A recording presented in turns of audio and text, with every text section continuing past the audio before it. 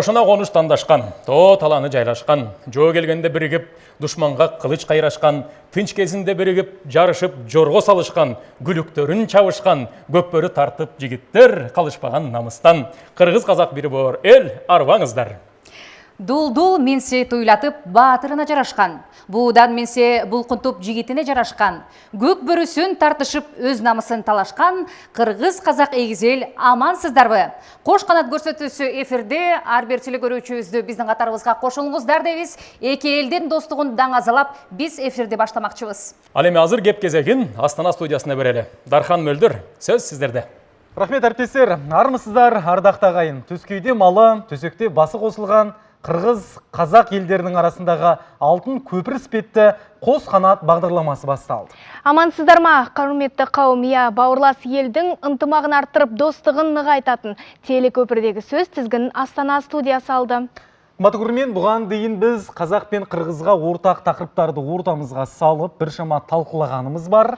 Ал бүгін де жаңа ғана Айзада әріптесіміз қырғызша айтты, ендеше біз қазақша айтайық, ерекше мазмұнды тақырыпқа тоқталамыз. Бұл ұлттық ойындар. Алдағы уақытта ол туралы толығырақ ақпарат алып білетін боламыз. Ал дәл қазір кезек Әсемәнде.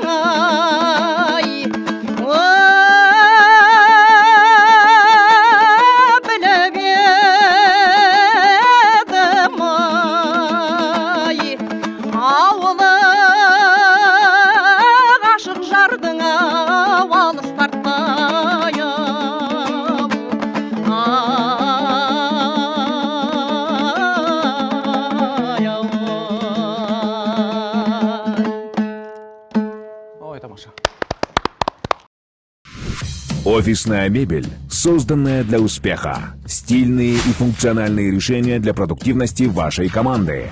Мебель для образовательных учреждений. Большой выбор офисной мебели, созданный по вашим требованиям. Также у нас вы можете заказать медицинскую мебель для операционных, палат и смотровых кабинетов. Надежность, функциональность и комфорт для пациентов и персонала. Широкий ассортимент. Регулируемые кровати, кресла и кушетки для максимального комфорта. Оснащение клиник под ключ. Отечественный производитель Bomford KG. Мебель, которая работает на вас. 0708 60 80 90. Bomfort19 электронная собачка mail.ru. Instagram bomfort.kgz. Көрерманым, эфирде Қошқанат долбоору. Эки элдин ортосундагы достукту даңазалоодон талбайбыз. Казакстандагы студиядағы кесиптештерибизден салам алгандан соң, биздин Кыргызстандагы Бишкек студиясында кереметтүү конокторубузду чакырып алууга уруксат этиңиздер. Ал эми конокторду чакырардан мурда кыргыз менен казактын улуттук көкбөрү оюну тууралуу кыскача тарых таржымал айтып өтөлү. Көкбөрү оюнунун жаралышы алыскы тарыхка барып такалып, тамыры терең. Көчмөндөр коомунда эркектер элди тамагаш менен камсыз кылуу максатта ууга чыгып, мал жандыктар аксакал, аялдар жана жаш балдардын карамагында калган. Ошол учурда карышкырлар айылга кирип келип, малдарды кырып, айыл элине көптөгөн кыйынчылыктарды алып келген күндөр арбын болгон. Аңчылыктан кайтып келген ер жигиттер мындай көрүнүшкө жиндери келип, чымыр, шамдагай, күлүк аттары менен карышкырлардын үйүрүнө ууга чыгышкан. Үйүрдү кубалап жеткен соң, качып бараткан карышкырды эңип, бири-бирине ыргытышып, кайра бөрүнү талаша, бири-бири менен колунан жулуп ойношкон учурлар болгон экен.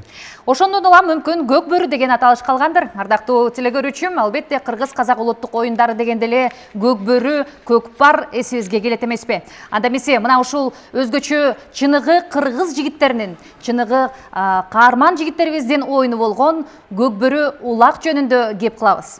Ан үчүн биз студиябызга келген конокторду чакыралы, төрдөн орун алдырып, албетте мына ушул кызыктуу, бүйүр кызыткан көкбөрү оюну тууралуу кененирээк маалымат кылалы. Студиябызда конокто Көкбөрү Федерациясынын вице-президенти Жылдызбек Мүзүрөтбеков мырзаны. Жана ошондой эле курама команданын оюнчусу, чабуулчу Бекболот уулу Исхакты чакырып коюуга уруксат этиңиздер. Кош келипсиздер.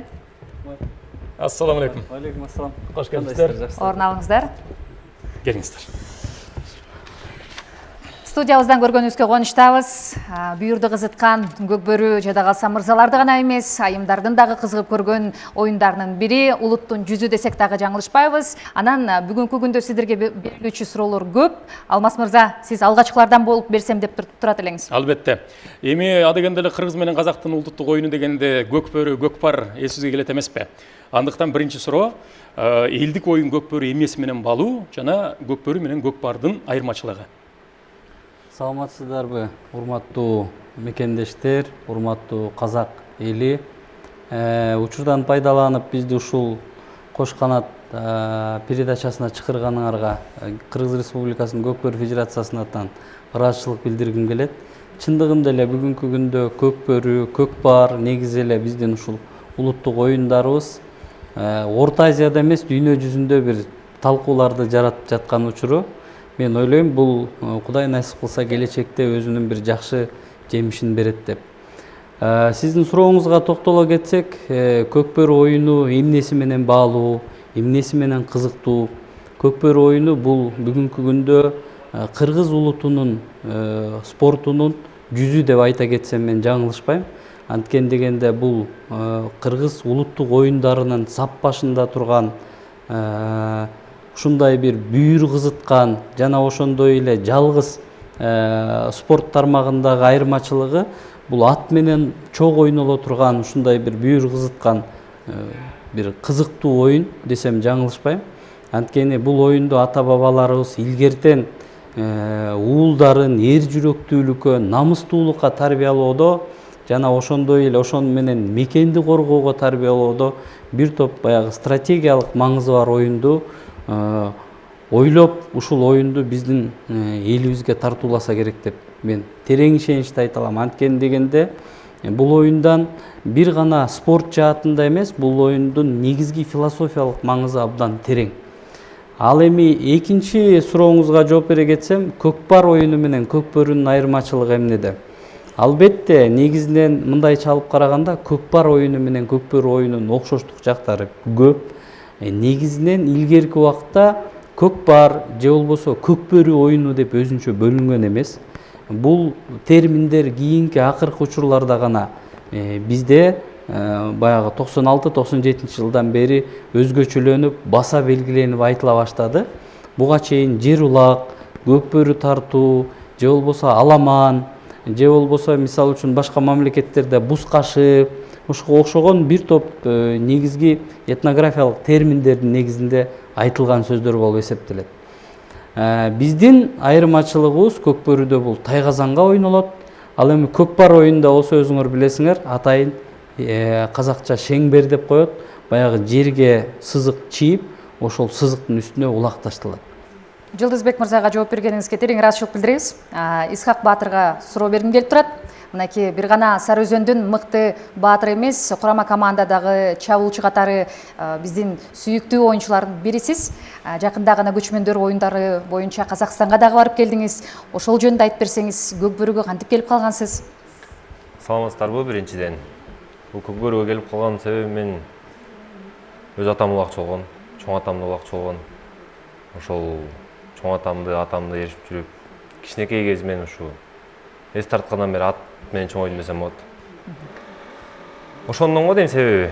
Ушу мектепте окуп жүргөн кезде деле, биякта окуп жүргөн кезде деле шаарда ат менен чоң ойдум десем болот. Анан бияка келип Бекназар Аматов деген байке бар.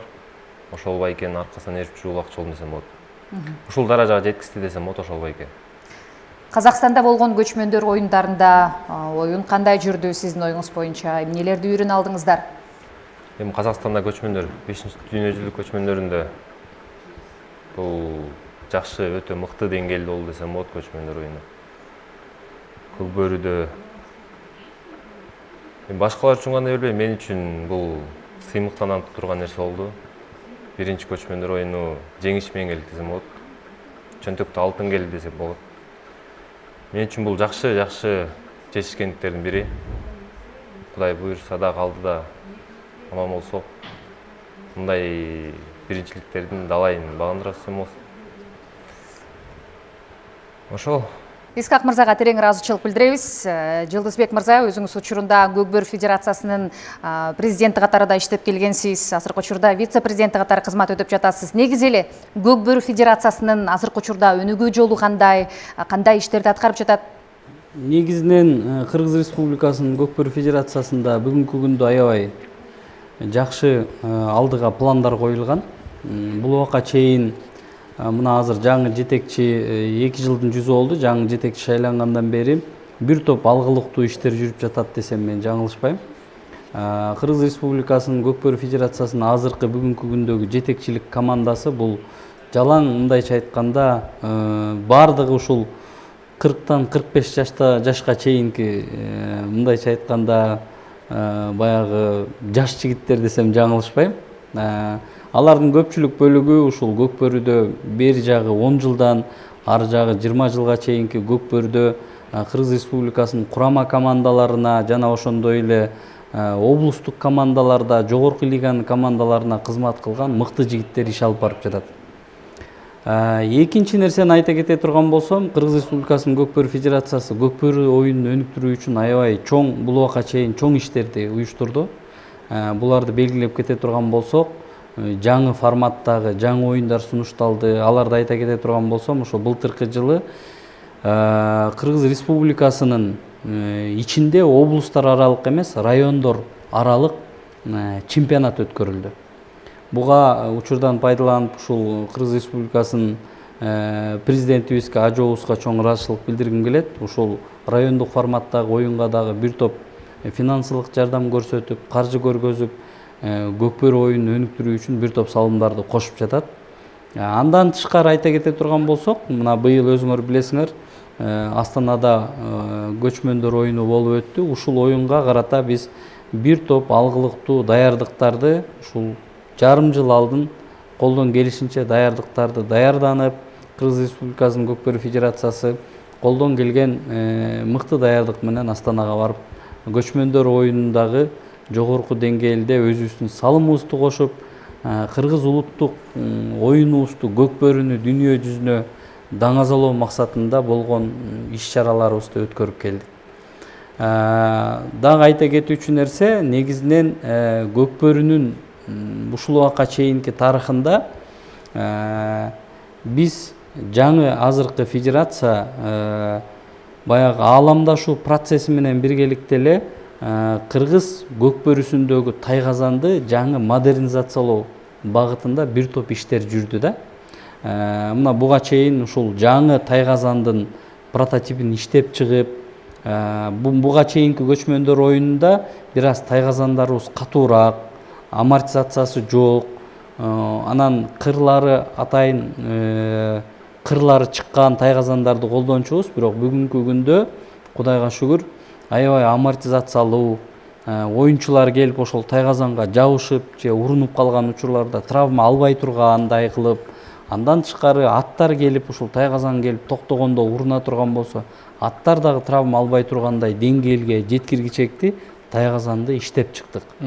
Андан тышкары дагы айта кетүүчү нерсе, ушул тайгазанды көкбөрү оюнун дүйнө жүзүнө жайылтуу үчүн биринчи эле орунда биз ушул коңшу мамлекеттер менен учурдан пайдаланып ушул Кыргыз Республикасындагы эл аралык көкбөрү федерациясы дагы бар. Ошол эл аралык федерациясы менен биргеликте Өзбекстанга, Казакстандын 2 облусуна ушул Кыргыз Республикасындагы көкбөрү оюнун жайылтуу максатында атайын тайгазандарды апарып орнотуп, ал жакта оюндарды уюштурганга бир топ даллат аракеттер жасадык.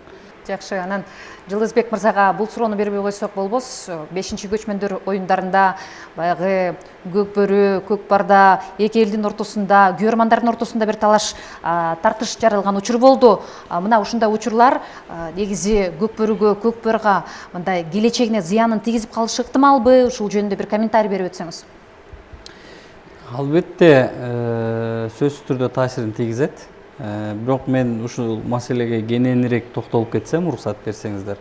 Оюнду мен ойлойм, элдин баары күттү.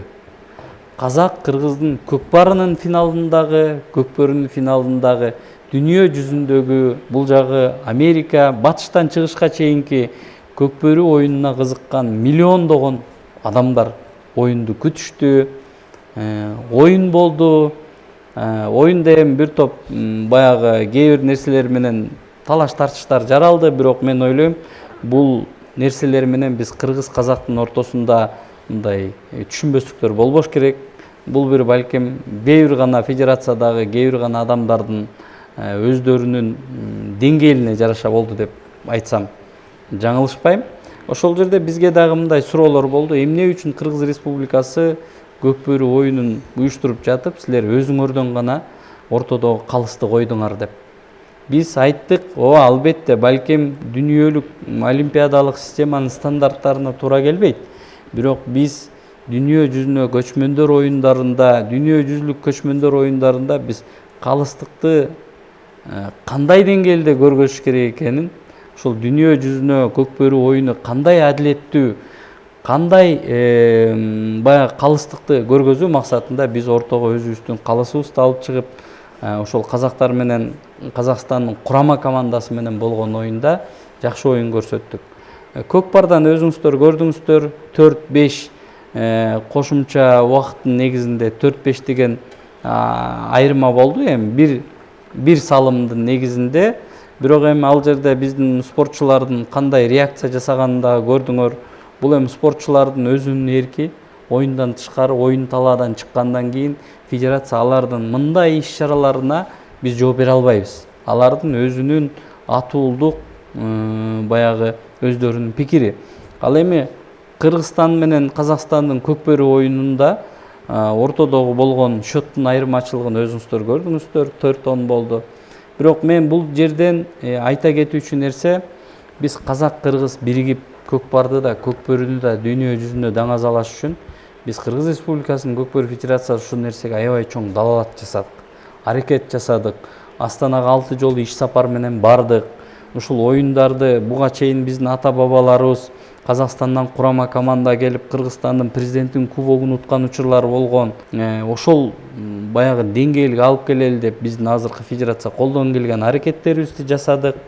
Мен ойлойм, ушул Казакстанда Кыргыз Республикасынын көкбөрү федерациясы алдына койгон максаттардын баарына жетти. Эмне дегенде биздин негизги максатыбыз көкбөрүнү дүйнө жүзүнө көргөзүү, дүйнө жүзүнө популяризация жасоо. Ошол максаттарыбыздын баарына жеттик. Анткени ал жерде эми мен айтпасам деле түшүнүктүү болсо керек.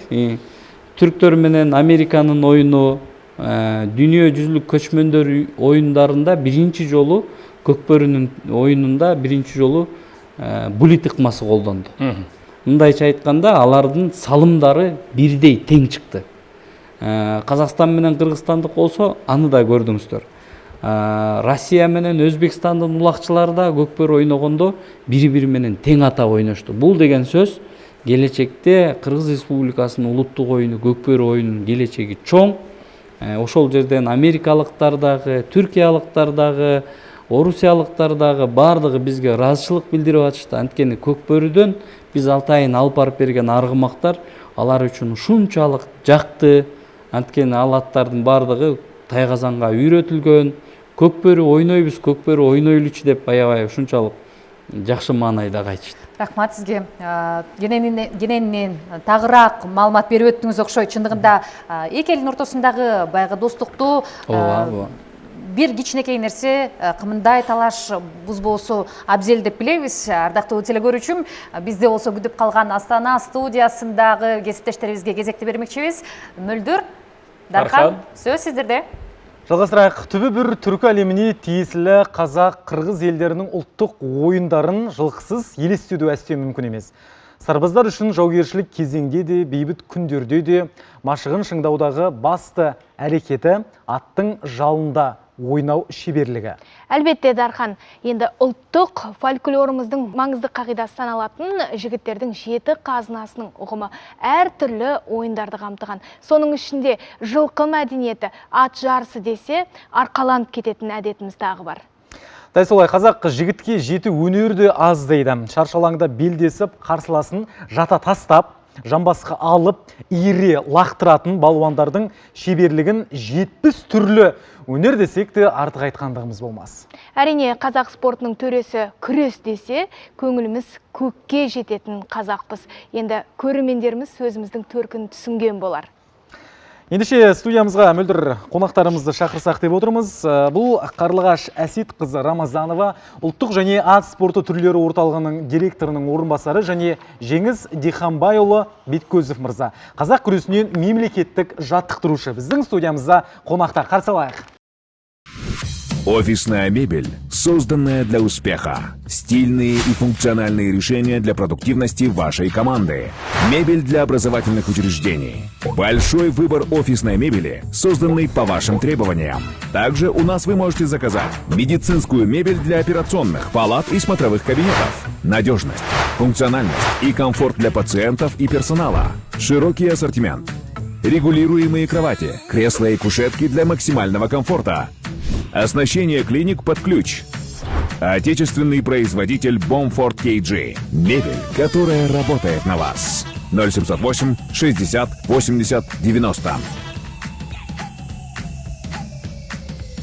Bomford 19, электронная собачка, mail.ru. Instagram, bomford.kgz.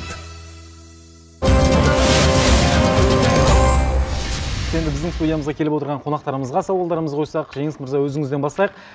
Бір сөзіңізде жалпы қазақ күресі ұлттық деңгейден халықаралық деңгейге дейін көтерілді деп айтып қалған едіңіз. Осы сөзіңізді бүгін бір тарқатайықшы. Қазақ күресінің тарихы өздеріңіз білесіздер өте байлы тарих.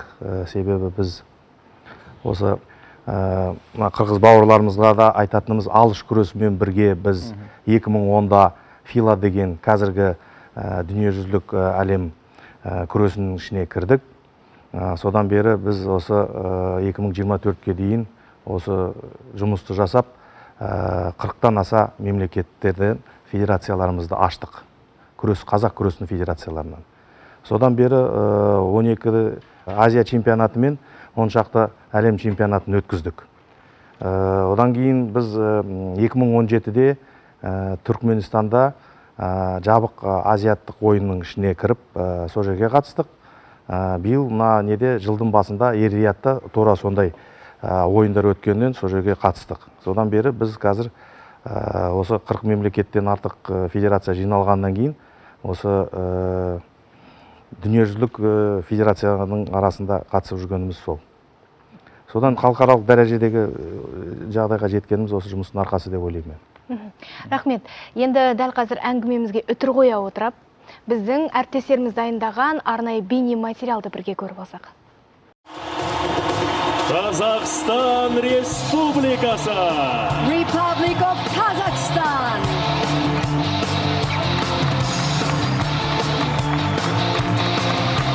Жуырда елордада ұлы даланы дүбірге бөлеген 5-ші дүниежүзілік көшпенділер ойындары өтті. Бұл доданы көруге әлемнің түкпір-түкпіріне 100 мыңнан аса турист жиналды. Халқымыздың төл мәдениетімен танысып, 90-ға жуық мемлекеттің 2500-ге тарта спортшысының өнерін тамашалады. 6 күндік аламанда құсбегілік, жамбы ату, көкпар, садақ ату, қазақ күресі, тоғызқұмалақ, көкбөрі, құраш, асық ату, арқан тартыс, теңге ілу, аударыспақ сынды ұлттық ойындардың майталмандары өз шеберлігін сынға салды. Еліміздің спортшылары 43 алтын, 32 күміс, 37 қола жүлде олжалап, жалпы командалық есепте бірінші орынға ие болды. Ойындарда жалпы саны 33 елдің спортшысы медаль иеленді. Жүлде алған мемлекеттер қатарында мұхиттың арғы бетінен келген Канада мен Мексика өкілдері де бар. Salam, my name is Kurniati Ramli, medical doctor. I'm from Indonesia. I'm very happy in this country because the country is beautiful. To have the opportunity to participate in the Nomad Games here in Astana. I'm Steph, I'm from Canada, and I actually just showed up to the games today, and so far, absolutely love it. Mind is blown, just saw the horseback archery. 5-ші дүниежүзілік көшпенділер ойындарында ең көп көрермен көкпар мен көкбөрі жарыстарына келді. Қазанат ипподромында өткен 2 сайыстың финалдық бәсекесін 20 мың жанкүйер тамашалады. Қазақстан құрамасының спортшыларын есепке алмағанда биылғы ойындарға ең көп спортшы әкелген ел Қырғызстан. Бауырлас мемлекеттің намысын 72 спортшы қорғады. Сондай халықаралық дүбірлі дода келесі жылы Қырғызстанда өтпек. Ай бәрекелді, енді осы көшпенділер ойындағы әрбір ойын, әрбір спорт түрі өзінше қызықты өтті ғой. Ат спортына оралайықшы, қазір ғана қырғыз ағайындылар өзінің көкбөрі федерациясы туралы айтып жатыр ғой. Оның мақсаты енді біздің ұлттық және ат спорт түрлері орталығының басты мақсаты қандай, және оған жету жолында қандай жұмыстар атқарылып жатыр. Қарлығаш ханым, өзіңізден сұрасам. Енді біздің негізгі мақсат осы көшпенділер ойындарында жақсы өнер көрсету болды ғой. Енді біздің осы бәсекелестікке қабілеттілігімізді арттыратын өзіміздің көршілес халықтар ғой. Енді осы эфирде көптеген сұрақтар көтерілетіні белгілі, бірақ та ең бірінші айта кетерім осы өзіміздің бауырлас елдерге көптен көп рахмет айтқым келеді. Өйткені көршілермен тойланбаған той емес. Сол себептен барлық бәсекелестік те, барлық қуанышымыз да, іште болып жатқан барлық мәселелердің бәрі осы елдермен байланысты болды. Көршілес ел, қырғыз елі сіздерге көп рахмет, қырғыз елінің спортшыларына рахмет. Осындай тайталаста кеуделерін тік ұстап, соңына дейін шыдап, қатысып, өздерінің жүлделі командалық 2-ші орын алды. Енді орталықтың басты мақсаты, басты міндеті Қазақстан Республикасының ұлттық құрама командасын жасақтау, дайындау және де жоғары жетістіктерге жету. Сол жолда біз өзіміздің еңбегімізді аямадық, жаттықтырушылар болсын, спортшылар болсын, әдіскерлер болсын, барымызды салдық. Өйткені өзіміздің үйде өтіп жатқан нәрсе болса да, бізге бүкіл әлем бәрібірде өзіміздің халқымызда сын көзбен қарағаннан кейін біз сол өзіміздің мақсатымызға жету керек болды. Өзіміздің жоспарлаған медаль санын алдық. Енді ол негізгі спорт жағынан мақсат болғанмен де біздің көшпенділер ойындарының мақсаты осы татулық, достық, береке, бірлік дейміз ғой. Біздің негізгі идеология осы тараптан болса керек. Бұл жағынан да біз көптеген жетістіктерге жеттік деп ойлаймыз. Өйткені тек спорт жағынан емес, бұл жерде мәдениет жағынан, ғылым жағынан да іс-шаралар өткізілді. Өздеріңіз көргендей жаңағы этно ауыл барлық әлем жұртшылығын тоғыстыратын жер болды. Әлемнің 89 елінен әртүрлі ұлт өкілдері, дін өкілдері қатысты. Міне осының бәрі Қазақстанға ауыр жүк болғанымен соңында біз өзіміздің жақсы мәремізге жеттік деп ойлаймын. Енді орталық өзінің жұмысын 100% атқарып шықты. Осы Қазақстанның спортшыларын даярлаудағы мақсатымыз жүзеге асты. Иә, рахмет. Біз де келісеміз, өйткені көшпенділер ойыны өте жоғарғы деңгейде өтті. Оны қазір ғана сюжеттен келген туристердің эмоциясынан ақ та байқауға болады. Енді көшпенділер ойынында жеткен жетістік түсінікті. Қазіргі таңда негізгі мақсат осы насихаттау ғой, ұлттық спорт түрлерін насихаттау. Ол насихатталатын елдердің өзі біздің өзіміздің жаңағы түркі тілдес елдер, бірақ та басқа спорт, мысалы жамбы ату спортын алатын болсақ, біздің көкпар спорты осы Орта Азия шеңберінде болатын болса, жамбы ату спорты әлемге жайылып кеткен. Өткен Азия чемпионатында біздің спортшылар жоғарғы жетістікке жетті, бірақ сонымен қатар араб елдерінен келген спортшылар да өте жақсы өнер көрсетті. Қазір осы көшпенділерге қатысып жатқан спортшылардан Америкадан да, Америка құрама штаттарынан да спортшылар қатысты. Енді бізде жамбы ату спортын алатын болсақ, әлем чемпиондары бар, 2 дүркін әлем чемпиондары бар, жастардың арасында бар. Бірақ та бұл бізде жас спорт түрлерінің бірі болып саналады. Дәстүрлі садақ ату міне соңғы кенже дамып келе жатқан спорт. Ал енді біздің үлкен ірі спорт түрлерін алатын болсақ, ол әрине қазақ күресі. Қазақ күресінің тамыры кеңге жайылып кетті. Әлем чемпиондарын санау қазір мүмкін емес, өйткені қазір сол 100-ден астам әлем чемпионы бар бізде. Ол шынымен де жаңағы жұмыстың арқасы дейміз. Одан 9 құмалақ интеллектуалды ойынымыз біздің әлемге тарап кеткен. Менің былтырғы жылғы әлем чемпионатында таң қалғаным, 9 құмалақтан әлем чемпионаты 2022 жылы Ақтөбе қаласында өткізілді. Сол кезде Америка құрлығынан келген Антигуа Барбуда деген кішкентай ғана мемлекет бар екен. Кубаның төменгі жағында орналасқан. Сол жерден спортшылар қатысқан кезде өзім енді іштей таң қалдым. Өйткені ол қанатының кеңінен жайылған деген сөз. Біздің 9 құмалақты қайдан біледі деп таң қалдыңыз ба? Иә, ол біздің мамандардың, яғни жұмысының нәтижесі деп ойлаймын. Әрине. Сонымен қатар қазіргі таңда асық ату спорты жақсы дамып келе жатыр. Өткен жылы Түркия елінде Еуразия кубогын өткізіп келдік. Румыния жерінде 2 дүркін әлем кубогі өткізілді. Енді бұл біздің қанымызға берілген спорт түрлері ғой, бізге әлемнің халқын үйрету оңайға түсіп жатқан жоқ. Өйткені әр халық өзінің этникалық жаңағы ерекшелігіне байланысты дамытады ғой әр спорт түрін. Бірақ та дегенмен де әр елде өмір сүретін өзіміздің қазақ қаракөздеріміз қай кезде қандай жарыс өткізсек те сол жерге кірісіп кетіп жатыр. Сол міне бүкіл әлемдегі осы қазақ халқына рахмет, біздің осы спортымызды дамытуға үлкен зор үлестерін қосып жатыр. Рахмет, Қарлығаш ханым, мен жаңа өзіңіз қазақ күресі жайында әңгіме бастап кеттіңіз. Енді осы әңгімені Жеңіс мырза өзіңізбен жалғайық. Қазақ күресі бар, қырғыз күресі бар, иә? Қырғыздар енді алыш дейді, қателеспесек. Қазақ күресінің өзінің ерекшеліктері, қырғыздың өзінің ерекшеліктері бар, дегенмен ұқсастықтары да бар. Осы жайында өзіңіз тарқатып айтып беріңізші. Енді күрес жайлы айтатын болсақ, біз енді түрік елдестеріміз ғой. Сол түрік күресі деп айтуға болады да, себебі алыш күресі бізбен бірге қатар жүргеннен кейін онымен көп түрік елдестер күреседі. Қазіргі заманда біз қазақ күресі осы бүкіл әлемдік күресінің мүшесі болғаннан кейін бауырларымызға айтатын сіздердің Чолпон Сұлтанбекова ханым біздің UAE-дің мүшесі. Сол кісі біздің әр Азия чемпионатымызды өткізгенде, әлем чемпионатын өткізгенде сол кісі комиссия болып келіп осы бізге бағаны береді.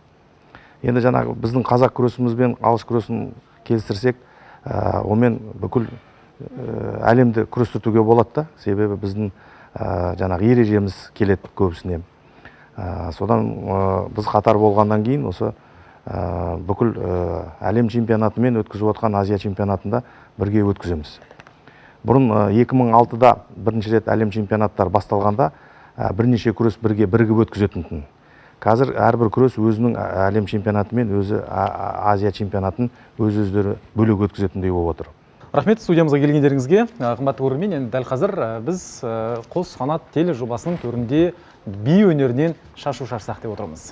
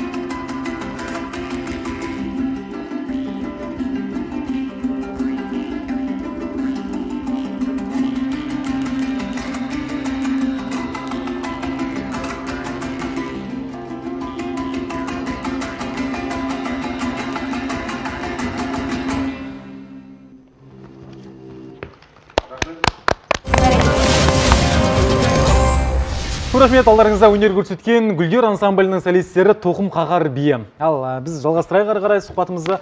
Жеңіс мырза студиямызға алып келген. Бүгін енді өзіңіздің бір берен бар екенін байқап отырмыз. Көрсетсеңіз мархабат. Біздің қазақ күресінің осы береңмен күреседі.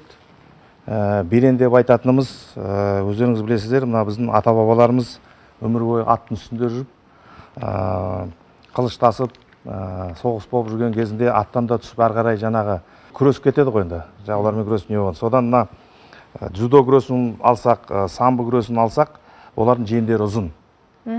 Бізде мына берен деген ұлттық немен, осы батырларымыздың киген немен, осы біздің мына қолтығымыздың кіші болатын осы. Сосын мына материалы сол қазіргі кимономен бірдей бір материалдан тігілетін осындай берен. Бұл заманауи түрі ғой береннің. Иә, мынау осы 2004-тен бастап осындай берен куртканы кіргіздік біздің қазақ күресіне. Енді осы беренді әлемдік жарыстарға киіп шыға ма біздің спортшылар? Иә, біз былай ғой, біз олимпиадалық емес спорт болғаннан кейін осы дүние жүзіне жарыс өткізгенде, әлем чемпионатын өткізгенде, Азия чемпионатын өткізгенде шақыратын мемлекеттерге біз өзіміздің берендерімізді алып барамыз. Өздерінің жаңағы артындағы мемлекетімен өзінің фамилиясын жазғызып, сондай аккредитация өткізіп барып, сөйтіп көрсетеміз. Оларда бір сұрақ бола ма, қызығушылық бола ма, неге бұл басқаша, неге бұл жапондардың кимоносына ұқсамайды деген? Енді әрбір елдің несі әртүрлі ғой. Мына біздің берен туралы сұрағанда бізді айтатынымызда, біздің осындай ұлттық киіміміз де осы деп, береніміз де соған ұқсайды деп. Бұлай жалпы күрес жағынан, прием жағынан бәрінен келгенде бәрі бір-біріне ұқсайды. Тек қана ережемен ғана біздің айырмашылығымыз бар. Бізде тек қана стойкада күреседі ғой. Жатып күреспейді, ауырлық әдіс жасалмайды, қылқындыру деген жоқ дзюдо мен самбодағындай. Тек қана аяқпен шалып, стойкада күресетін күрес біздікі. Жеңіс мырза, Қарлығаш ханым, келіп сұхбат бергендеріңізге көп рахмет айтамыз. Біздің спортшыларымыз тек биіктен көріне берсін. Қос қанат тележобасы ары қарай Бішкек студиясынан жалғасады. Әріптестеріміз Алмас, Айзада, сөз өздеріңізде. Рахмат, біз болса Бішкектен сіздерден саламыңыздарды қабыл алғанға даярбыз. Сіздердің студияңыздарда отырған инсандардағы жөн инсандар емескен, бізден қонақтарыңызбенен таныш екен, кеп қылып, сіздердің майеңіздерге біз сам салып тұрдық десек тағы болады. Кезекте сұрау мына ушул Исхак мырза қалсын. Айтыңызшы, негізі мына ушул қырғыз-қазақ ортасындағы достық жөнінде кеп қылып жаттық эле, қазақ көкпарчылардың арасынан досыңыз барбы, кемисіменен жақсы сөйлешіп қалдыңыз, алақаңыз барбы, мамилеңіз барбы? Қазақ туғандармен дос месем байке жаатында сүйлөшкөн Макош деген улакчы байкебиз бар, Кыргызстанга келип чаап жүрчү. Ал Қазақстанға чакырып жатып улак чапканы. 2 жол барып келдим Қазақстанға, улак чаап, Алматы қаласына. Ошол байкемен мамиле бар. Бөлек улакчылармен деле мамиле жок экен. Ал менен жакшы да мамилебиз. Байке ийни катары. Исхак мырза, мен ойлойм, алдыда дагы көптөгөн казактын улакчылары менен таанышып, алар менен биргеликте жакшы ынтымакташасыздар деген ойдомун. Анан Айзада, мисалы, казак менен кыргыздын ортосундагы жанагы көкпар оюнундагы бир аз келишпестик болуп кетпедиби? Мен ошону эмнегедир бир үй бүлөгө салыштырам да. Кадимки эле үй бүлөдө бир туугандар болот. Бир тууган, мисалы, уулдар бири-бири менен анча-мынча нерсе талашып кетишет. Анча-мынча бир өйдөлдүй болуп кетиши мүмкүн, түшүнбөстөр болуп кетиши мүмкүн. Мына ошол кезинде ата-энелер келип туруп, ай балдар, силер деген бир туугансыңар да. Силер мынтип уруша берсеңер, башка бирөөлөр эмне дейт? Башка бирөөлөр силерде ынтымак жок экен деп айтат деген сыяктуу эле мен ушул нерсеге салыштырдым. Мен ойлойм, эки элдин ортосунда мына ушул оюндун артында кандайдыр бир кичинекей келишпестиктерди мен ойлойм, казак менен кыргыз эли ата-эне катары бир жакшы бир ыңгай жакка салып койсо болгодай. Туура айтасыз, сөзүңүздү улайлы. Мынакей Жылдызбек мырза, сөзүбүздү акырындап соңуна келе турган болсок, федерациянын ичмердүүлүгү, келечекте кандай пландары бар деген теманын алкагында кеп кылсак. Кыргыз Республикасынын көкпөр федерациясынын келечектеги иш пландары аябай чоң жана көп десем жаңылышпайм. Бүгүнкү күндө ушул Кыргыз Республикасынын көкпөр федерациясы алдыда бизде 2024 жылды жыйынтыктоочу бир топ иш-чаралар күтүп турат.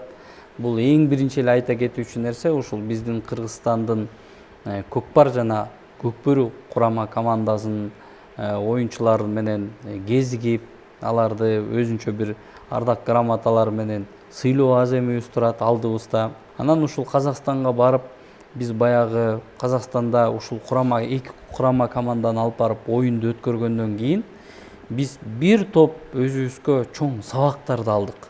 Бир топ өзүбүзгө керектүү көп нерсени алдык да. Бул эмне нерсе? Биз ушул Кыргызстандын ичинде эле кайнап бышып көкбөрүн чаба берсек, достук өзүнчө, ынтымак өзүнчө, Сары Өзөн өзүнчө, аймак облус болуп эле бөлүнүп эле бири-бирибиз менен ушундай баягы талаш тартыштын үстүндө жүргөн экенибизди түшүндүк да. Ал жерге барып башка мамлекеттин спортчулары менен, АКШ менен, Түркия менен, Россия менен ойногон учурда баягы биз ушул ар бир облустан чогулган, ар бир Кыргызстандын булуң бурчунан чогулган оюнчулар бир үй бүлөдөй болуп, бир атанын балдарындай болуп, биримдиктүү жана оюнда көрсөңүздөр бири-бирин кучактап, ыраазычылык билдирип атканын көргөндө биз ушунчалык жүрөгүбүз жылыды. Биз Кыргыз Республикасынын көкбөрү федерациясы биздин негизги максаттарыбыздын бири дагы ушул да, чынын айтканда. Биз ошол жерден ушул нерсени түшүндүк, келечекте биз биринчи орунда Кыргызстандын ичиндеги көрөрмандарды, Кыргызстандын ичиндеги күйөрмандарды, оюнчуларды бириктирсек, ошолор дагы биригерине биздин көзүбүз жетти. Ал жерде эч кандай баягы ош, талас, чүй, нарын деген нерсе жок болду. Ошол максатта, ошол багытта быйылкы жылы жаңы форматтагы жаңы оюн кирейин деп турат. Бул муундар аралык оюнун өткөрөбүз, Кудай насип кылса. Бул деген сөз Кыргызстандагы 40 жаштан ылдый 1985 жылкы улакчылардан баштап 2004 жылга чейин 20га жакын муун болот экен. Ошол муундардын ортосундагы чемпионатты өткөрөбүз. Бул деген сөз ар бир командада 7 облустан 7 улакчы, анан калганы башка мыкты улакчылар кошулуп оюндарды өткөрөт. Мындан тышкары келечектеги пландарыбыздан да айта кете турган болсок, биз бул нерсени мурун көп көңүл бөлбөгөн экенбиз. Бирок быйылдан баштап Кудай буйруса 2025 жылга Кудай насип кылса киргизебиз. Ар бир жогорку лигада болобу, биринчи лигада болобу, мыкты командалардын составында жок дегенде 3 облустун оюнчулары бир командага кирүүсүн федерация тарабынан талап катары киргизейин деп атабыз. Анткени дегенде бул биз үчүн аябай маанилүү нерсе. Ошол негизинен Кыргызстандын ичиндеги иш-чараларыбыз ушул. Кудай насип кылса жакынкы арада Америкага иш сапарыбыз болуп атат. Келечектеги пландарыбыз 2024-25 жылдары Кыргызстандын ичиндеги азыркы учурдагы мыкты улакчыларды алып барып, Америка Кошмо Штатынын бир нече штатында ушул көргөзмө Кыргыз Республикасынын ал жактагы жарандарына болобу, америкалыктарга болобу 12 улакчыны алып барып, ал жактан Америкадагы 12 көкбөрүчүн алып, бири-бири менен аралаштырып, ушул көргөзмө, мындайча орусча айтканда показательный оюнду баягы дүйнө жүзүнө даңазалоо багытында ошол жака алып барып өткөрсөк деген жакшы пландарыбыз бар. Дагы башка мамлекеттерге айта кетүүчү нерсе, Түркия, Америка ошого окшогон өнүккөн өлкөлөр Кыргыз Республикасынын улакчыларын биз жарандык берсек, кийинки көчмөндөр оюнуна чейин ушул биз даярдансак, ошол жака биз күчтүү курама команда алып баргыбыз келет, жарандык берсек, силер бизге мыкты оюнчулардан берсеңер деген федерацияга ар кандай талаптар түштү. Бул нерселердин баардыгы мен ойлойм ушул көкбөрүнүн келечектеги өнүгүү жолундагы бир жакшы пландар болсо керек. Эң сонун алдыдагы пландарды дагы ачыгын айтып салсаңыз, ишке ашканда бардыгыбыз таң калып, ай, федерация ушундай иш жасап жатыптыр, алгылыктуу деп таң калып, кол чаап, алкыштап турганга эмне жетсин. Исхак Баатырга болсо терең ыраазычылык. Муундар боюнча ат салышууда эми 2004 жылкы эң жаңы эле жаш мыкты улакчылардын бирисиздер. Мен ойлойм, өтө кызык болуш керек. Бул идея мен көкбөрү сүйүүчү катары мени өзгөчө бүйүрдү кызытты десем дагы жаңылышпайм. Сиздерге терең ыраазычылык билдиребиз. Албетте. Атайын бизге гана эмес, жалпы кыргыз казак элиндеги көкбөрү сүйүүчүлөрүнө, көкбөрүнүн көрөрмандарына убактыңыздарды бөлүп келгениңиз үчүн ыраазычылык билдирели. Бар болуңуздар. Рахмат, чоң рахмат сіздерге да. Ардактуу телекөрүүчүлөр, биз болсо программабызды улантабыз. Эки элдин ортосундагы өзгөчө ымаланы бекемдөөгө багытталган Кош канат долбоору эфирде.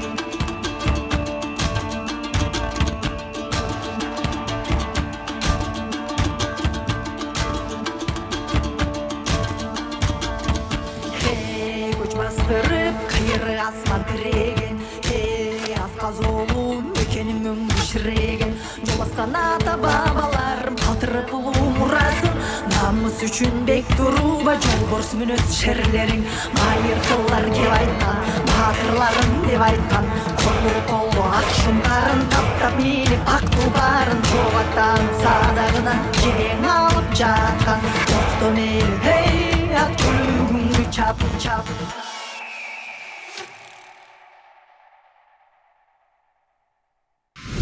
Офисная мебель, созданная для успеха. Стильные и функциональные решения для продуктивности вашей команды.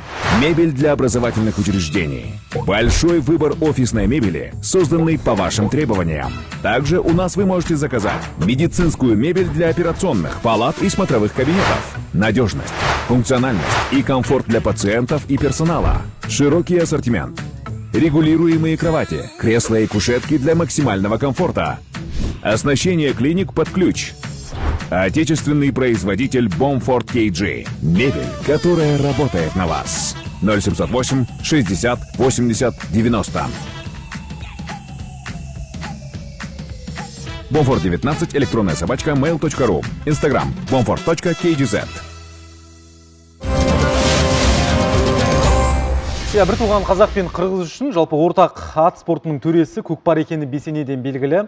Ержігіттің аттың үстіндегі ептілігі мен тақымының мықтылығын көрсететін көкпар қазақ пен қырғыз елдерінде өте жақсы дамыған. Ол туралы жаңа ғана біз Бішкек студиясында болған талқыдан толығырақ білдік. Иә, ал біз сөзімізді Астана студиясынан жалғаймыз. Қазақта асығың алшысынан түссін деген керемет тілек бар.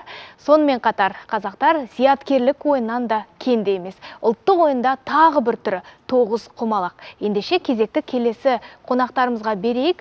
Студиямызға Асық ату федерациясының негізін қалаушы, Қазақстанның еңбек сіңірген жаттықтырушысы Жомарт Сабыржанұлы мен тоғыз құмалақтан мемлекеттік жаттықтырушы Дәулет Ұзаққалиұлын шақырамыз.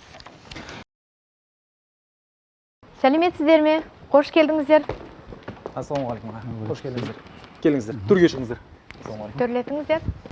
Екі елдің достығын, бауырластығын әрі қарай дамытуға бағытталған қос қанат теле жобасы. Енді студиямызға қош келдіңіздер дейміз. Мынау қазақ халқында кеңінен таралған асық ату деген ойыннан бастағымыз келіп тұр аға.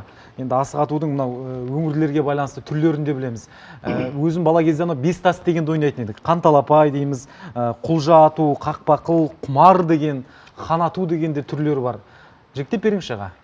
Жалпы асық деген сүйек тек малдың сүйегін жалғастырып тұратын сүйек емес. Ол бәленбай ғасырлық тәрбиелік мәні бар сүйек. Оны өздеріңіз білесіздер. Жаңағы өздеріңіз айтып жатсыздар, асығың алшысынан түссін, сақадай сай болайық. Қой асығы болса да қолыңа жақса сақа тұт, жасы кіші болса да ақылы асса аға тұт деген керемет сөздер бар. Енді бұл асық бабаларымыздан мирас болған мұра ғой. Соны біздер ұлықтап, өз үлесімізді қосып, спорт ретінде негізін қаладық. Бұрын ойын болды ғой енді. Бұрын сөздерді өздеріңіз білесіздер. Асық ойнаған азар, доп ойнаған тозар, бәрінен де қой бағып, құйрық жеген озар деп жаңағы қой бағу үшін ғана жаралған қазақтар деген сияқты сондай түсінік болып қалуы мүмкін. Ал енді қазір асық ойнаған азып жатқан жоқ. Асық ойнаған таңертеңнен кешке дейін телміріп телевизордың алдында отырған балалар, бір нүктеге қарап компьютер көріп отқан балалар, жаңағы сотка дейміз ба, соларды біз мынау көз бір нүктеге қадалса, ол ана етті дамымай қалып, миопия деген ауруға ұшырайтын, оны өздеріңіз білесіздер. Соны жаңағы осы асық арқылы, жаттығулар арқылы соның етін жетілдіріп. Екінші, білесіздер, қыз балаларға біздер 5 асық дедік. Ол 5 асығыңыз 5 тас.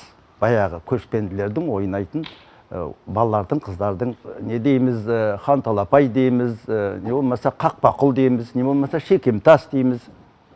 Міне соны біз 5 асық деп 12 жаттығу арқылы жарыстың ережесін құрдық. Бұл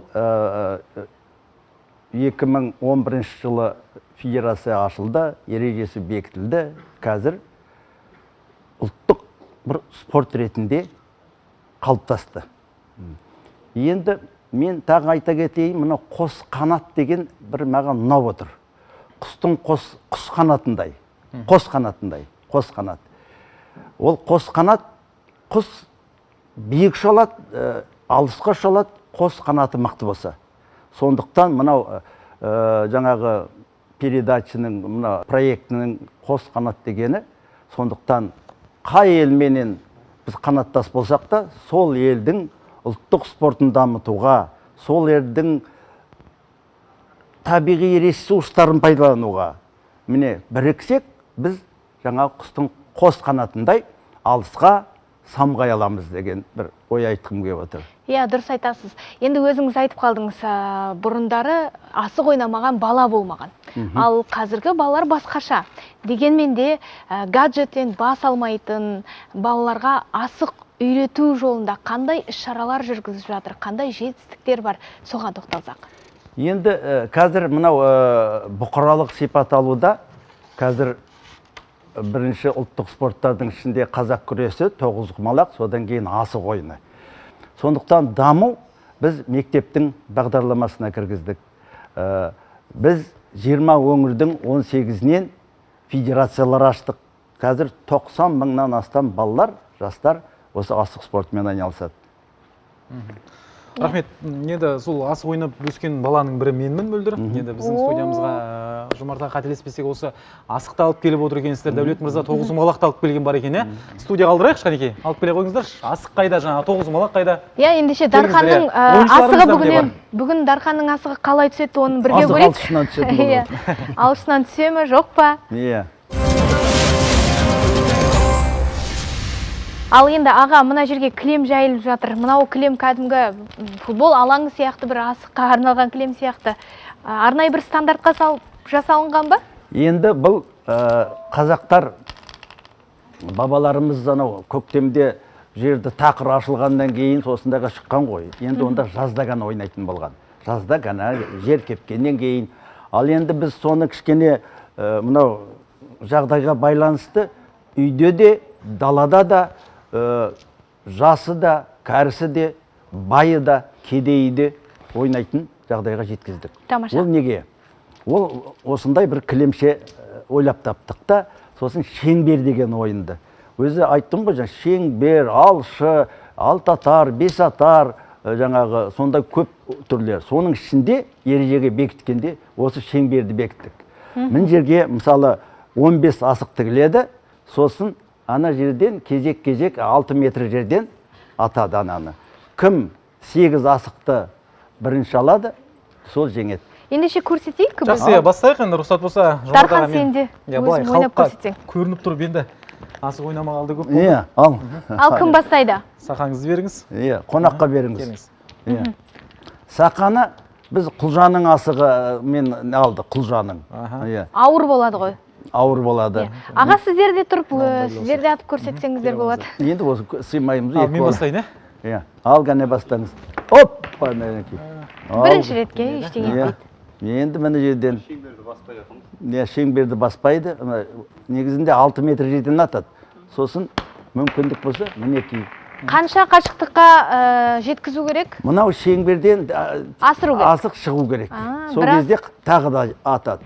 Ал сіздің қанжығаңызда бір асық бар? 6 метр жерден атады да, шықпай қалса. Көптен ойнамасын аға, енді 6 метр қашықтау секілді, иә. Бүгін осының өзі бір. Әне тиді. Енді үшіншіден тиеді қазір. 3 мүмкіндік атуға болады, 3 мүмкіндік. Иә. Көрдіңіз ба? Асықты бер қарай. Бер жүрсеңіздер. Дархан, енді соңғы мүмкіндік. Иә. Қазақстан телеарнасының атынан Дархан бізде. Рахмет. Екі сақан екеуіне көрдім ғой деймін осымен. Асығың алшысынан түсіп, жолың болсын дейді. Әне тиді кенді қазір. Бұған да дайындық керек сияқты. Әрине. Әрине қазір. О, бәрекелді. Айтып отырым ғой. Бұрын дегендер тегіз алмайтын тұғын. Қазір 3 атқанның біреу тиеді. Ол деген мынау шеберлікті шыңдау жүріп жатыр қазір. Демек жұмыс істеу керек. Жұмыс істеу керек. Енді мына 5 тасқа келейікші, мен де сіздің қасыңызға отырып бір көрсетсеңіз, мен ойнап көрейін енді. Балмира, айтып. Дархан ғана бізде студияда ойнай бере ме? Иә, өзің. Бізде бірлік ойнаймыз, 5 асық. 5 асықтың біреуі бізде хан болып алып аламыз. Ерекше түсте болу керек та, осымен біз ойнаймыз. Бірінші еріп тастап бірлікті ойнаймыз. Бұл 5 асық. Оны жасайлам. Қалғанын мен ала қояйын. Одан кейін екілік, екеуден жинайсыз. Бір. Қоясыз. 2. 3. Аға қалай? Ой, тамаша. 4. Әнекей. Енді екеуден. Саусақтың сезімталдығын жетілдіреді. Бір рет көрейін. Ол үшін жиірек болу керек қой. Бейді жинауға болады ғой, е? Жоқ. Ой, оны керемет. Қазір. 5 асықты 5 тас деп ойнайтын еді қой баяғыда, иә? Иә, дайындық керек екен, шынымен де шеберлік керек екен. Енді аға, 5 тасты көрдік, асықты көрдік. Тоғызқұмалаққа тоқталайықшы. Тоғызқұмалақ математиканың майын ішкен деп айтады ғой, иә? Моториканы дамытуға арналған. Жалпы ережелері, жалпы артықшылықтары, ерекшеліктері туралы қысқаша айтып өтсеңіз. Енді тоғызқұмалақ ойыны бұл жаңа өзіңіз айтқандағыдай математикаға өте жақын ойындардың бірі, бірегей деп айтуға болады. Бұл ойын енді мына шахмат ойынымен де кішкене жақын. Негізі бұл ойынның негізгі мақсаты балалардың ойлау қабілетін, логикасын, математикасын, өзіңіз айтқандай моторикасын дамытуға бірде-бір құрал. Бұның енді ережесі өте қарапайым. Бұлай үйрену 15 минут, 20 минутта алу мүмкін. Бірақ енді жаңағы профессионал түрде ойнау өте қиын. Оған жаңағы 10 жылдап уақыт керек. Оны меңгеру үшін. Бұның неге деп айтамыз? Бұның әлі ашылмаған сырлары көп. Жаңағы дойбы мысалы ойындарында көбіне соңғы ойынға шейін екі адам біледі. Мына ойында әлі оны ешкім білмейді. Неге десеңіз, компьютердің өзіне салғанның өзінде, мысалы компьютердің өзі адамды талмай жатыр қазіргі таңда. Сол себептен бұның ашылмаған сырлары көп. Бұл бір ғылым қазіргі таңда. Сол себептен де қазір біздің балаларымыз, үлкен спорт шебері спортшыларымыз осы ойынмен айналысып, әлі түбіне жете алмай, қызығушылықтарын тоқтата алмай жатыр. Сол себептен қазір біздің даму жолымыз өте жоғары. Кеше көшпенділер ойынында көрдіңіздер, 44 елден спортшылар келді. 100-ден аса спортшы қатысты. Бұл жаңа көшпенділерге қатысқан спорт түрлеріне қарағанда көп мемлекеттің қатысқан спорт ойыны болды. Енді қысқаша тоқталып өтетін болсам, негізгі жаңа сіздерге де түсінікті болу үшін, бұл ойында, тоғызқұмалақ ойында 18 отау болады, 162 жаңағы тас болады. Бұл енді құмалақ деп аталып кеткен. Осы 162 құмалақтан ортасында 2 қазан болады. Сол қарсыласымыздан 81 құмалақ болады, өзімізде 81. Кім бірінші қазанға 82 шар жинайды, сол адам жеңіске жетеді, бірінші болып. Енді қалай жеу керек деген кезде бұл жерде жаңағы тақ сандар, жұп сандар деп аталады. Қарсыласымыздың тақ сандарын жұпқылап отырып, соңғы жүріп көрсетейін. Мысалы 7-ден бастап жүрдік. 6 соңғы тасымыз 6-ға барса, 6-та 9 шар тұр, тас құмалақ. Оны 10 қылса, оны жейміз. Ал егер 10 тұрып, мысалы 11 қылатын болсақ, бұл сол орында қалады. Оны жей алмаймыз. Демек, осылай, мысалы, кім бірінші 82 шар жинайды, бұл енді бұлай қарағанда бір оңай, жеңіл ойын сияқты болып көрінуі мүмкін сырт көзге қарағанда. Бірақ та бұл өте күрделі ойын. Мына 2 спорт шебері ойнаған кезде, мына қарсыласымыздан бір-бірімізден бір құмалақ алу үшін сағат жарым, 1 сағат, негізі ойын біз қазір шектеу қойып отырмыз. Үлкен жарыстарда 2 сағаттан 4 сағат ойналады. Ал енді сол ұзарып кетпеу үшін сондай 4 сағаттан қысқартып отырмыз. 2 сағаттан 4 сағат уақыт беріп. Сол себептен қарсыласымыздың жаңағы бір шарын жеу үшін де көптеген уақыттар кетеді. Бұл жерде енді талас, бұл жерде бірінші жаңағы жоспар құрасың, ол жоспарыңды орындату керексің. Солай ғана барып қарсыласыңды жеңе аласың. Бұлай енді, мысалы, бұлай отырып алып, бұлай ұстап жүріп, не болса соны жүріп, ол қарсыласын ұта алмайсыз. Ойланбай жүре алмайсыз ғой. Енді мен үшін бір қызық сұрақ, биылдан бастап бірінші сынып оқушыларына сабақ кестесіне шахмат қосылды. Пән ретінде. Енді 9 құмалақта болашақта солай мектеп оқушыларына дәріптеу ойда бар ма?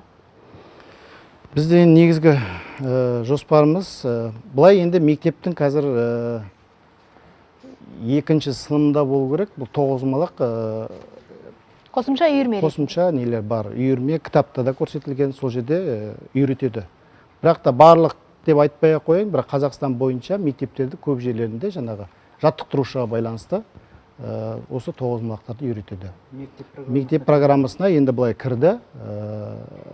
пән ретінде кірген жоқ та, енді былай үйірме ретінде кірді қосымша. Енді мына бізді көріп отырған ата-аналар да бар ғой, мынау Жомарт аға, Дәулет мырза, асық пен тоғызқұмалақтың баланың бойында қалыптастыратын бір жақсы қасиеттерін айтып кетейікші. Мысалға асықтан бастайық, дәлдік, ептілік деген нәрсе жалпы адамның бойындағы ертең алдағы өмірінде көп нәрсеге керек дүние сияқты. Мергендік, шыдамдылық, сосын ең басты мәселе тоғызқұмалақта да, асықта да мынау саусақтың сезімталдығын жетілдіру, моториканы жетілдіру. Дәрігерлермен дәлелденген зат бұл. Егер моторика жақсы жетілсе, мына мидың жақсы жұмыс істеуіне әсер ететін дүние бұл. Сондықтан ең жас балаға пайдалы, нағыз сондай пайдасы сол. Мінекей. Сосын керемет бір жағдайды жасауды қажет етпейді. Столдың үстіне келіп ойнай оласын тоғызқұмалақты, ана 5 асықты да кілемнің үстіне осында ойнайсыз. Мынау да мысалы керемет базаны спорт сооружениелерді қажет етпейтін спорт. Жаңағы қол жетімді спорт деп айтуға болады. Дәулет мырза. Енді тоғызқұмалақ жаңа айтқандағыдай ең басты бұл баланың математикасын дамытады. Бірде-бір құрал. Қазір осыны бір математикалық сабақтың ішіне бір енгізсек, балалардың сол кезде бір математикасын дамытуға бірде-бір құрал. Ойлау жүйесін дамытуға. Бұның ішінде барлық жүрген сайын жүру үшін де сен санайсың мына жерде.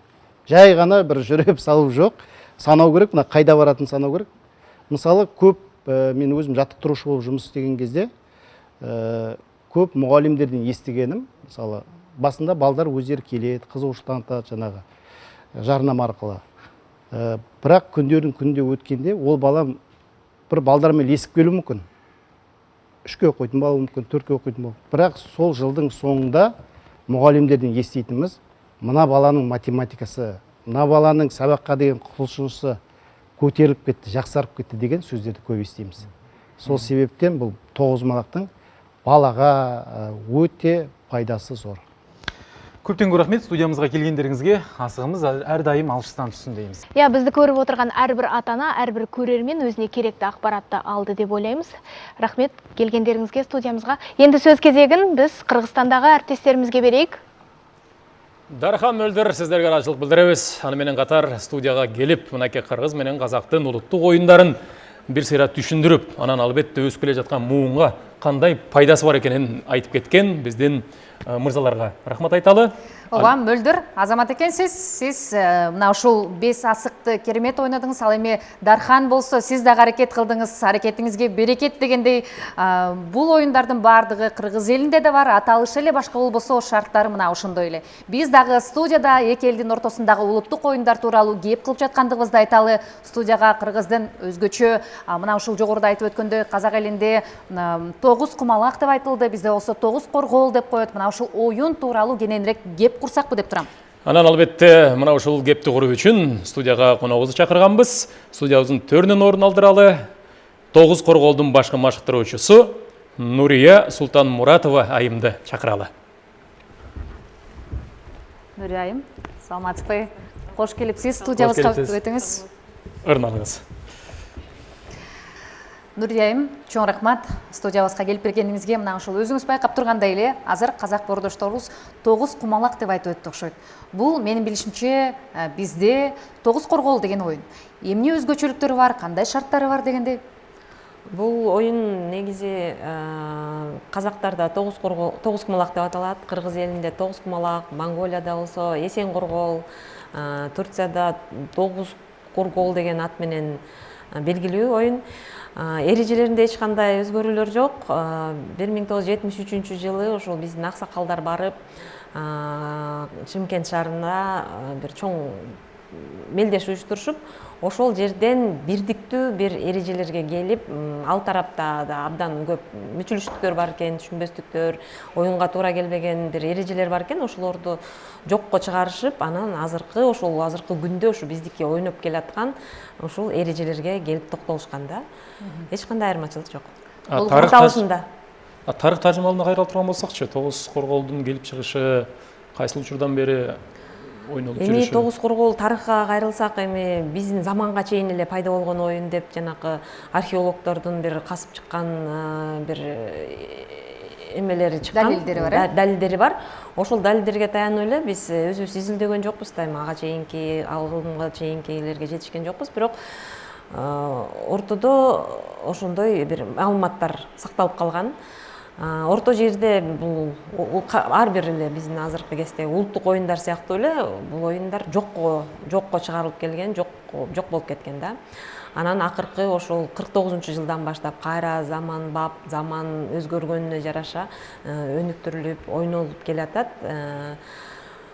Тилекке каршы ушу аттарында гана өзгөчөлүктөр башкача болбосо, бирок азыркы күндө бул оюн дүйнө элинде таралып, 63-кө жакын мамлекетте абдан сүйүп, кызыгып ушундай ойношот да.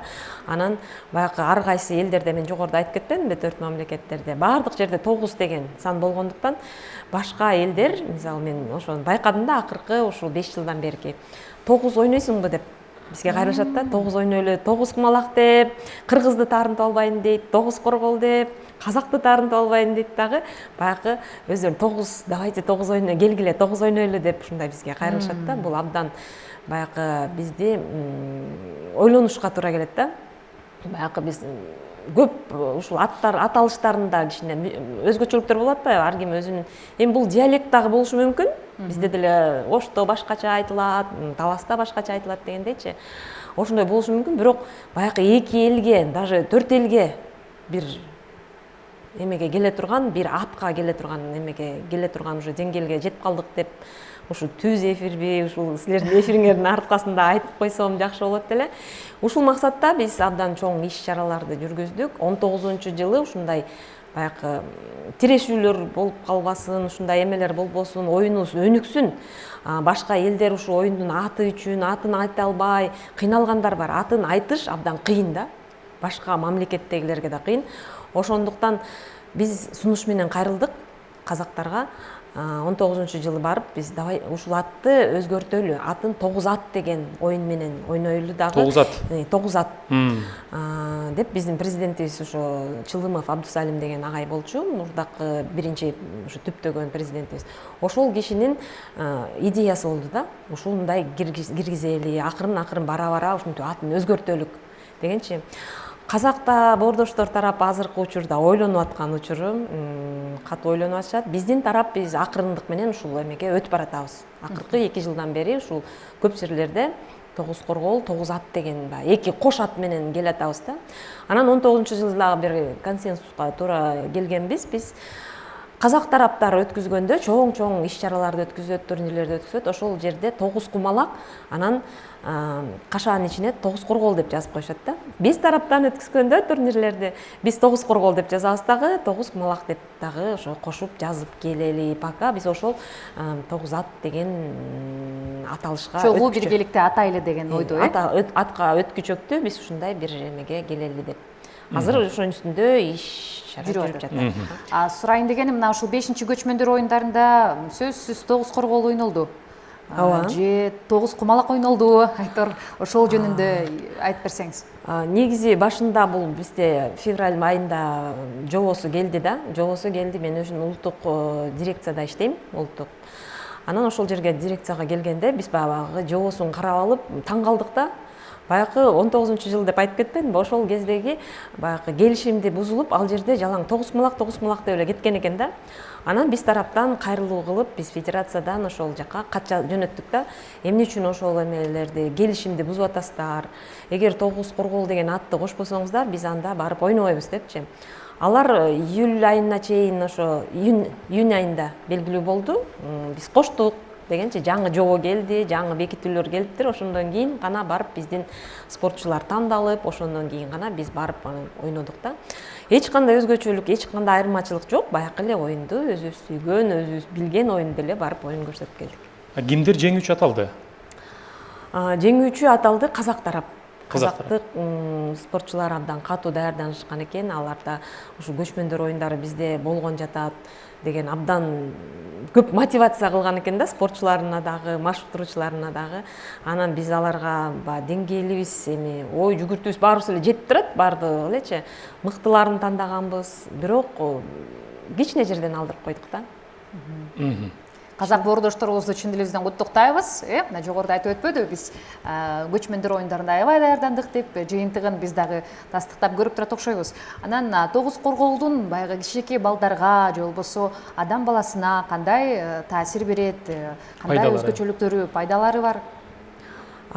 Бул оюн негизи илгерки атам заманда ушу айтылат да, колу жолу бош кишилер гана ойногон депчи. Бул биздин аксакалдар ойногон оюн болгон да, ошолор жакшы көрүп, байманаттар, кол жолу бош кишилер болгон да. Анан азыркы күндө, азыркы ушул заманда биздин бул оюн аябай жашарып кеткен да. 7 жаштан баштап азыр бизде мектеп программасында бар, 7 жаштан баштап мектепте балдар ошо ойнойт. 7 жаштан 70 жашка чейинки адамдар ушул оюнга кызыккандар сүйүп ойноп атышат да. Анан баланын бул тарбиялык маанисин жогорулатууга абдан чоң түрткү берет. Математикалык баягы саноо, эсептөө, аралыкты өлчөө, баягы түз отуруу, башка баягы атаандаш деп коебуз. Башка адамдарга болгон мамилесин түздөө, башка адамдар менен баягы өзүнүн колундагы баягы кыймылы менен корголдорду кандай салышы менен өзүнүн чыдамкайлыкты үйрөтөт да. Ушундай көп жакшы нерселерди өзүнө камтыган эң бир жакшы спорттун түрү деп айтсак болот. Баланы албетте үйрөтүү үчүн адегенде мен ойлойм ата эне өзү үйрөнүш керек болсо керек. Суроо мындай болсун, тогуз корголду үйрөнүүгө канча убакыт талап кылынат? Негизи бул тиги тарапта биздин Даурен мырза айтып кетпеди? Даулет мырзачы. Ал бизде ошо бизде бирге иш алып барабыз. Ал казак тарапта тогузкумулакты өнүктүрүп атат. 15 мүнөт деп атат да. 15 мүнөттүн ичинде баягы санаганды билген баланы үйрөтүп койсо болот да. Анан бул болсо аны чеберчиликке жетип, андан ары мастерлигин өстүрүп, спорттук даражаны өстүрүш үчүн жок эле дегенде бир 5 жыл талап кылынат да. Бул деген аябай көп баягы чыдамкайлыкты талап кылат. Ошондуктан ата энелер ойлойт баягы келип эле бат эле мен балам мастерди аткарып кетсе, бат эле чемпион болуп кетсе, бат эле ушул команданын көчмөндөр оюндарына барып келсе деген сыяктуу ушундай талаптар болот да. Бирок ага жетиш аябай кыйын. Үйрөтүш оңой, санаганды билген. Анткени эрежеси абдан жөнөкөй да. Бирок ошол жөнөкөй эрежени эки тарап тең отуруп алып татаалдаштырат да, бири-бирине баягы кыянаттык кылып, жүрүштөрүн бузуп, үйлөрүн жаап коюп, же ушундай эмелер бар да, оюндун стратегиясы бар. Ошол стратегия бузулат дагы, баягы эки адамдын ортосундагы мамиле 1 саат, 2 саатка чейин созулган оюндар бар да. 2 саат ар бир оюнчуга берилет, ошондо 4 саатка чейин созулган оюндар бар да. Ошол 4 сааттын ичинде дагы баягы оюндун деңгээли, кимиси күчтүү, акыркы секунда, минуталарга чейинчи, ошолорго чейин күчтүүлөрү жеңип эме болот да, чечилбейт. Анан мен айтарым баягы ата энелерге, негизи балдарыңыздарды ушу тогуз корголго үйрөткүүгө ар бир мектептерде барып атпайлыкпы? Ошол жерге берсеңиздер, бала эле эмес, бул ата энеси да чыдамкай болуш керек да. Баласынын ошо 5 жыл, 10 жылдын ичинде баягы жыйынтык көрсөтөт, Кыргызстандын намысын коргойт деген сыяктуу ишенимдерди арттырып бериш керек да. Сиз мына 4 саат атасыз да, анан азыр мисалы адамзат аябай мындай бир нерсени бат ийгиликке жетүүгө, же болбосо бат ойноп бүтүүгө ашыгып калбадыбы? Анан 4 саат чыдап отуруу алдаганча кыйын да. Баягы мектепте 40 мүнөт араң отуруп атышат. Ошол 4 саатка кызыктыруу үчүн сиздер кандай методдорду колдоносуздар? Негизи 4 саат деген бул эң чоң. Эң көп оюн ойнолгон. Эң узак партия деп коебуз. Узак партиялар да биздечи. Бирок ага жетпеген бизде 7 мүнөттүктөр бар. Сизге 7 мүнөт, мага 7 мүнөт берилет. Бул демек 14 мүнөттүн ичинде блиц 9 коргол деген бар. Бул ыкчамдуулукту, баланын баягы шамдагайлыгын, ушулардын баарын өнүктүргөн жери бар.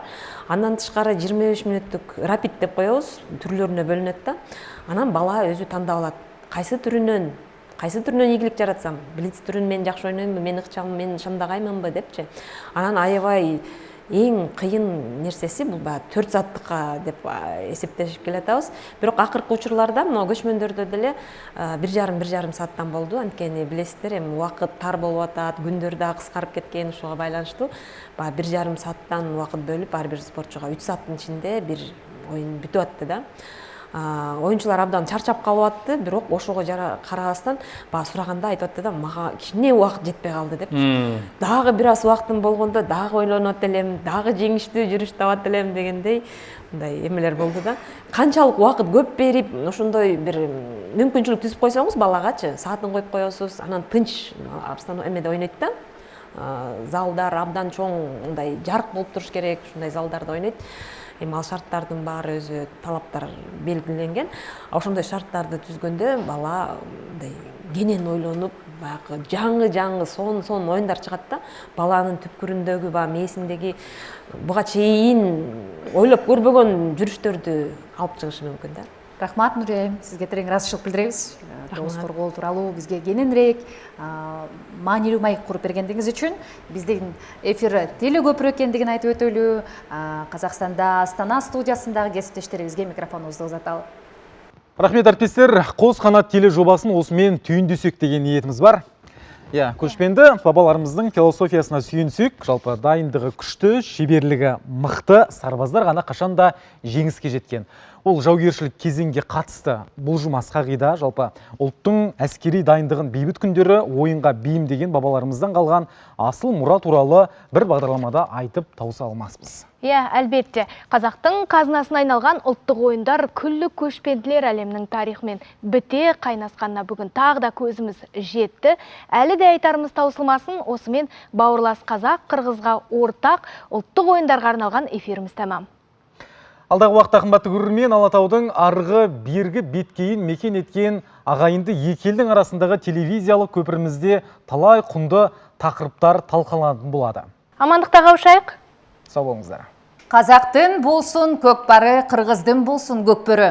Алардың демі менен екі елде ел намысын қорғаған азаматтар өсіп жетіле берсін деп тілек айтмақшыбыз. Намыс талашқан ол қызы болсын екелдің, егемендіге болсын екелдің. Қызыл көкчеліктері биік желбіріп, чырлашу үшін емес, ынтымақты бекемдеу үшін көкпөрі, көкпар тартышып салтанат құрсын дейлік. Егіз елдің есепсіз баалуулықтарынан кеп салып, МКФ-лерден көрішкенге чейін аман тұрыңыздар. Екі елдің достығы бекемдей берсін. Бар болыңыздар. Қош қанат долборы, ар біріңіздерге қош айтмақшы. Офисная мебель, созданная для успеха. Стильные и функциональные решения для продуктивности вашей команды. Мебель для образовательных учреждений. Большой выбор офисной мебели, созданный по вашим требованиям. Также у нас вы можете заказать медицинскую мебель для операционных, палат и смотровых кабинетов. Надежность, функциональность и комфорт для пациентов и персонала. Широкий ассортимент. Регулируемые кровати, кресла и кушетки для максимального комфорта. Оснащение клиник под ключ. Отечественный производитель Bomford KG. Мебель, которая работает на вас. 0708 60 80 90. Bomford 19, электронная собачка, mail.ru. Instagram, bomford.kgz.